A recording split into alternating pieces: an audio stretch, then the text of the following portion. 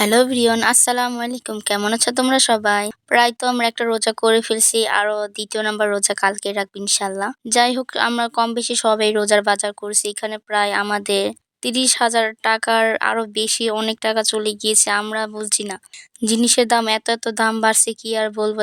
যারা একটু গরিব আছে তারা কিভাবে বাজার সদাই করবে আমি নিজেও জানি না। এখানে প্রায় আমাদের অনেক কিছু বাজার করা হইছে। পোলার চাল, বেসন, তেল, চাল মানে অনেক কিছু যেমন আমি তোমাদেরকে একটু বলে দিচ্ছি ২৫ কেজি চিনি, তারপর আনা হইছে ১০ কেজি বাসমতি চাল। বাসমতি চাল দিয়ে বিরিয়ানি খেতে অনেক মজা লাগে আমার। ৩০ কেজি বেসন মানে অনেক কিছু নেওয়া হইছে। আর এখানে ডিম প্রায় এখানে কতটা নেওয়া হইছে আমি জানি না। এখানে প্রায় আমাদের এত বাজার করা হইছে আমি জানি না। আমরাই এত টাকা থাকার পরও আমরা কিনার সময় এত মানে হিমশিম খাচ্ছি। আর যারা একটু গরিব তারা কি করছে আমি জানি না।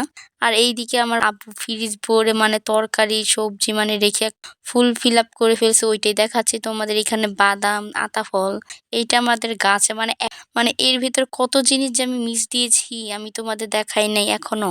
আর এই ৪ টা বেগুনের দাম যে এত বাড়ছে আমি কি আর বলবো।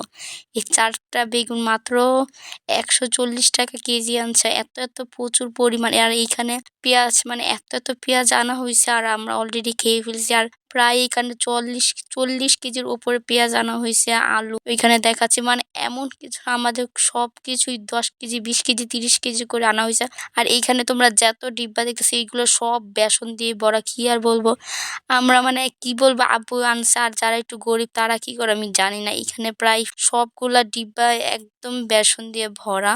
তোমাদের আমি কতটুক ভিডিওতে আমি বোঝাতে পারছি আমি জানি না। আর এইখানে আমি একটু কেন জানি একটু ঢং করতেছে আমি জানি না। যাই হোক যারা মানে প্রচুর যারা এত দাম বাড়াবাড়ি করছে, রমজান মাস আসলে মানুষের দাম কমিয়ে না কমিয়ে তারা এই দুনিয়াতে মানে এত প্রচুর পরিমাণ লাভ খাইতাছে কি আর বলবা। যারা একদম একটু গরিব আছে তারা কিভাবে ইফতারি কিনে খাবে আমি জানি না। যাই হোক ওইগুলা সব কাজ কাম শেষ করে এখন আমি ইফতারি বানাতে চলে আসলাম। আর রমজান মাসে যদি ইফতারি যদি না বানাই তাহলে মানে ফিল আসে না রোজার, তাই না?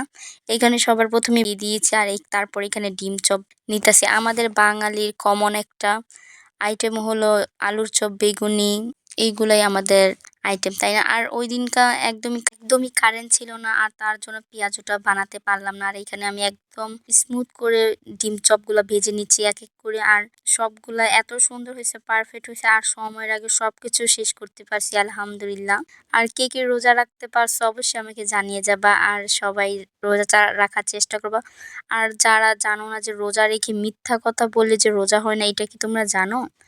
যাই হোক তোমাদের আমি একদমই সহজ করে বলে দিতেছি, তোমরা প্লিজ মিথ্যা কথা বললো না, সবাই সত্যি কথাই বললো। আর এইখানে ২ রকমের শরবত বানানো হয়েছে। এখানে একটা চিনি ছাড়া, একটা হলো চিনি দিয়ে। বাট আমি একদমই চিনি কম খাই তার জন্য আলাদা করে বানানো হয়েছে। আর কে কোন জায়গা থেকে দেখতেছো ভিডিওটা অবশ্যই আমাকে জানাবা। আর এই ভিডিওটা প্রায় অনেকদিন আগের ছিল। আমি এখানে ৩-৪ দিনের ভিডিও মিলিয়ে তোমাদের আমি দেখিয়েছি। মানে এত বাজার করছে আমাদের। আর এইখান থেকে অনেক কিছুই দেওয়া হইছে। আর তোমরা যে বলবা। আর এখানে আলহামদুলিল্লাহ একটা রোজা কমপ্লিট হয়ে গিয়েছে। কত গুনাহ করি, তাই না? যাই হোক তারাবিটা পড়ে নিলাম। পড়ার পরে একটু তসবিহ পড়বো আর আল্লাহর কাছে অনেক গুনাহ করছি সেইগুলা দোয়া মানে আল্লাহর কাছে দোয়া চাইলাম।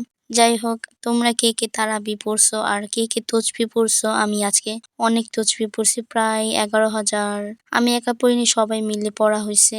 আর সারাদিন অনেক ক্লান্ত হয়ে গিয়েছি আজকে আমি। তোমরা আমার গলার ভয়েস শুনলেই বুঝতে পারবা আমি কতটা অসুস্থ। আমার জ্বর, ঠান্ডা সবকিছু একসাথে লাগছে। একদম তারাবির পরে বসে রিল্যাক্স ইফতারি খেলাম। সেই ডিম চপটা খেতে এত মজা ছিল। মানে আমি বানাইছি দেখে এমনটা না। যাই হোক আর রাতে কিছুই খাবো না। আর এখানে নিয়ে নিয়েছি সারাদিন পর একটু গলাটা একটু ঠান্ডা। আর তোমরা আমার ভয়েসটা শুনলে বুঝতে পারতেছো আমার যে প্রচুর পরিমাণ ঠান্ডা। তারপর এখানে কোন আইসক্রিম খাইতেছি, কি আর বলবো, মেয়ে মানুষ বলে কথা, তাই না? কোন আইসক্রিম গুলো এত মজা করে খাইছি। তারপর এখানে খিচুড়ি, ইলিশ মাছ। আর এই পেয়ারাটা দেখে কেউ অজ্ঞান হয়ে যায় না। আমি এইভাবে মানে কিভাবে যে কামড়াই খাইছি আমি নিজেও জানি না। এখানে আম্মু মাছের যেই মাথাটা না মুড়িঘণ্ট এটা বলে আমি জানি না।